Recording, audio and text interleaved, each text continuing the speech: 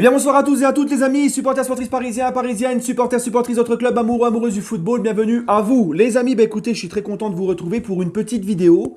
On va faire une pierre deux coups comme souvent. On va parler de la polémique Mbappé sur Instagram par rapport à son post Insta.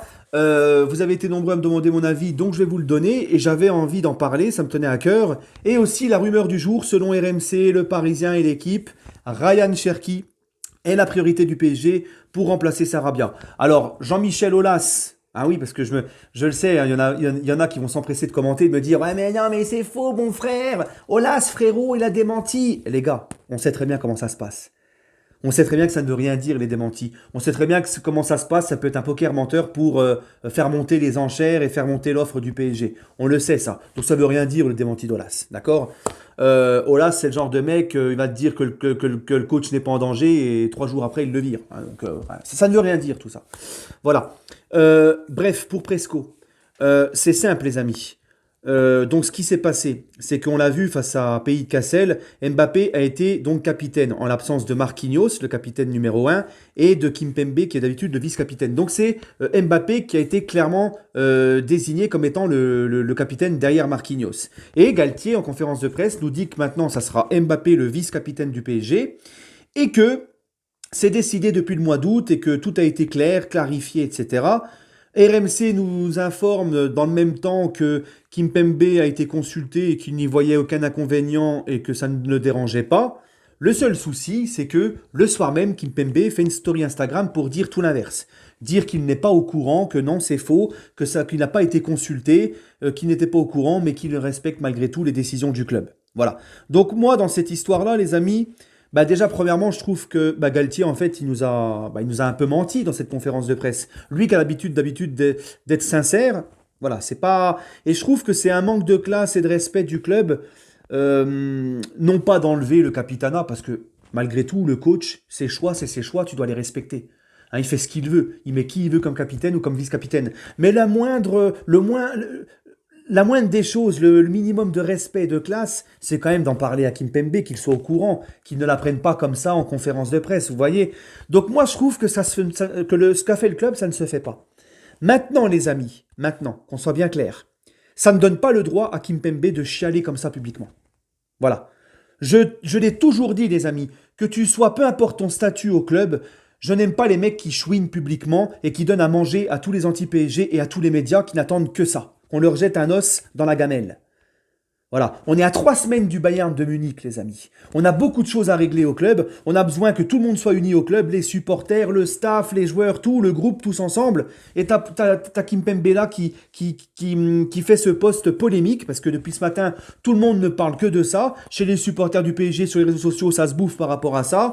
Entre ceux qui critiquent, et ceux qui s'en prennent à Kimpembe parce qu'il fallait pas qu'ils le disent, et ceux qui donnent raison à Kimpembe, donc ça c'est la guerre, ça s'insulte, voilà. Ça se divise, ça donne à bouffer aux médias qui vont se régaler sur ça, qui vont encore taper sur le PSG et en profiter.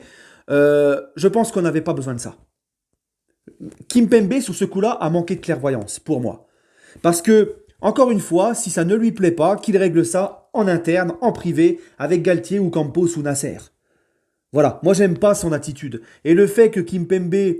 En plus, c'est un truc qui n'est même pas important, en fait. Ça aurait été, par exemple, une rumeur qui aurait dit Kimpembe a tout retourné dans le bureau de Galtier, il s'en est pris à Galtier parce qu'il n'était pas content, ou une rumeur de transfert disant Kimpembe veut quitter le PSG, que le mec il fasse un démenti et tout pour couper court au truc. Ok, mais là, c'est pas un truc grave. Ça n'intéresse personne de savoir que Kimpembe a été tenu au courant ou pas.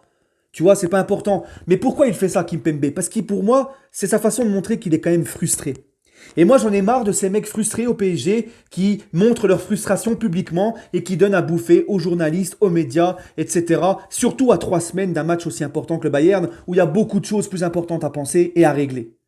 Voilà. En plus de ça, les amis, je suis désolé, mais moi, Presco, je l'aime beaucoup. Mais Presco, fais-toi petit, t'es blessé depuis le début de la saison, tu nous as rien apporté cette année, on sait même pas quand est-ce que tu vas reprendre, on a besoin de toi, t'es pas là, t'es blessé depuis le début de la saison, tu fais que de te blesser, t'as dû faire aller 5 matchs à tout casser, moi je suis toi, je me fais petit. Je me fais petit et j'essaye de... Voilà. Et moi, ce qui me gonfle chez certains supporters parisiens, c'est qu'il faut encore une fois se taire parce que c'est un titi, parce que c'est un soldat. Non, il a raison de faire ça. Non, mais c'est un titi, c'est un soldat, machin. Et alors ? Parce que moi, ce qui m'énerve, c'est que si c'est Marquinhos qui fait ça, lui qui est devenu le nouveau bouc émissaire des supporters parisiens, la cible facile, etc., la fixette des supporters parisiens, le souffre-douleur des supporters parisiens, si c'est Marquinhos qui fait ça, eh ben, tout le monde va lui tomber dessus. Si Marquinhos, demain, Galtier lui dit, écoute, c'est Mbappé maintenant le capitaine, tu donnes ton brassard à Mbappé. Enfin, si, non, excusez-moi, je bafouille. Si Galtier décide de mettre Mbappé capitaine et qu'il n'en parle même pas à Marquinhos, et que Marquinhos, il fait exactement la même story que Kimpembe pour se plaindre en disant qu'il n'a pas été au courant, qu'on lui a pas dit, etc., bah, tout le monde va dire à Marquinhos, écoute, t'es nul à chier, tu mérites pas le brassard, tais-toi, ferme-la. Mais là, vu que c'est Kimpembe, c'est un titi et tout, ah non, il a raison, le pauvre et tout, non. Non, il n'a pas raison. On lave son linge sale en famille. Moi, ça m'énerve, ça. Et surtout qu'en plus, Kimpembe, en faisant ça, en fait, il se permettent des choses au PSG qu'il ne ferait pas ailleurs. Encore une fois, Kimpembe, s'il serait dans un grand club étranger, jamais il ferait ça. Si le club prend une décision par rapport à lui, jamais il ferait des stories comme ça pour montrer sa frustration ou quoi que ce soit. Voilà. Il n'y a que au PSG qui se permettent des choses, les mecs. Et moi, ça me gonfle. Bref. Ensuite, les amis, bah, pour en venir à Ryan Cherki, je vais vous laisser sur cette petite vidéo que m'a fait gentiment mon ami Julien Legaune, qui est un vaillant supporter, un grand supporter de l'Olympique lyonnais, donc qui voit tous les jours Cherki au quotidien, dans les matchs, tout ça, donc qui est encore mieux placé que nous pour en parler. Il m'a fait une petite vidéo pour me donner son avis, je vous la mets ici, et en même temps, je vous donnerai aussi le lien de sa chaîne YouTube dans la description de la vidéo. C'est parti, les amis. Salut Ayoub, j'espère que tu vas bien. Tu m'as demandé de te faire une petite vidéo pour parler de Cherki, je connais bien, hein, puisque supporter lyonnais, on le connaît bien. Eh ben, je vais pas te mentir, c'est un joueur, il est pétri de talent, mon pauvre. C'est un des joueurs les plus talentueux que j'ai vu. Il a un talent de dingue, c'est incroyable, il est stratosphérique. Tu te doutes bien que s'il est qu'encore à Lyon à son âge, c'est parce qu'il a des défauts. Ces défauts, c'est, je pense, psychologique. Je pense qu'il n'a pas mûri, il ne fait pas les efforts non plus. Mais après, il faut que tu saches un truc, c'est qu'en termes de talent, on est sur du... Même Ben Arfa, je ne sais pas s'il avait autant de talent. Il a un talent de dingue, il est ambidex. Pied droit, pied gauche, le ballon, il va jamais plus loin que 30 cm que ses pieds. Il est capable de faire des gestes techniques absolument stratosphériques. Et comme je t'ai dit, ses défauts, c'est... Fait pas les replis défensifs. Pas facile apparemment aussi extérieurement, la famille peut-être aussi, tout ça, le vestiaire. Sinon il serait déjà plus à Lyon, il serait au Real Madrid. Tu comprends? Et là ça fait 6 matchs, j'ai l'impression qu'il s'est un peu remis la tête à l'endroit. Et il est très très bon. Il est très très bon depuis 6 matchs, c'est un des meilleurs de l'équipe avec Lacazette. Voilà, donc c'est un super joueur malgré tout. C'est un excellent joueur. Il faut juste que... Il faut juste le concerner, arriver à lui mettre la tête à l'endroit et là tu récupères un joueur, un des joueurs les plus talentueux que j'ai vu. Voilà, ciao moi Ayoub, je t'embrasse. Voilà, donc résumé de Julien pour faire court, Ryan Cherki est bourré de talent, c'est un talent extraordinaire. Malheureusement, il n'a pas le mental qui suit. Donc ça nous fait penser bien évidemment à Hatem Ben Arfa par exemple, pour ne citer que lui. Donc moi les amis, c'est exactement ce que je pense de Cherki. Voilà. J'entends Campos qui apparemment voudrait un peu plus franciser le vestiaire du PSG, et ça je valide à 2000%, j'en ai déjà parlé. Mais Campos a aussi la réputation de prendre des mecs pour leur sérieux. Et là franchement je ne comprendrais pas le choix Cherki. Parce que Cherki, malgré tout le talent qu'il a, le talent ça ne suffit pas. S'il n'y a pas la tête qui suit, le travail et le sérieux qui suit, ça ne sert à rien ton talent. On l'a vu sur plein de joueurs ça. Donc moi, Cherki,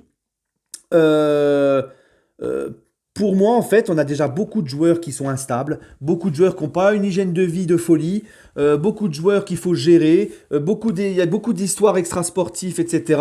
Il y a des joueurs à problème dans ce club que tu as réussi à te séparer cet été, mais qui vont revenir encore ou quoi. Bref, pour moi, ça serait se mettre une épine dans le pied avec l'arrivée d'un gars comme Cherki. Un mec qui, comme le dit Julien, a du mal à presser, à faire les efforts, qui choisit ses matchs, ça ne m'intéresse pas. Sérieusement, malgré tout le talent qu'il a, moi ça ne m'intéresse pas.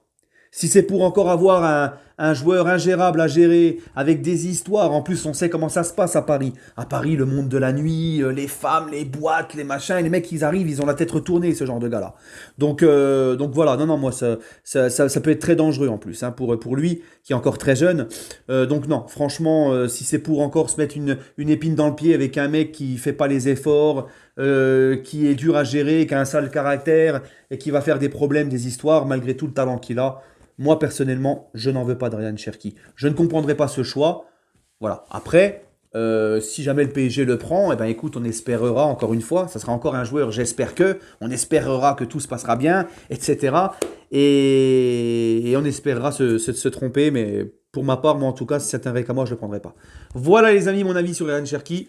Prenez soin de vous et n'hésitez pas à me donner votre avis en commentaire et allez Paris.